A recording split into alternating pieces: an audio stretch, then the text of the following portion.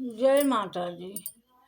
छोटी मोटी माइया गजबनी कला गई हो माचिया माँ बैठी न मैया झरैलंदी के सिया हो माचिया माँ बैठी न देवी झरैलंदी के सिया हो माचिया माँ बैठी न घोड़वा चढ़ल अकबर बादशाहवा कहाँ के बहिनी न अपन कैलू तैयारिया हो कहाँ के बहिनी न।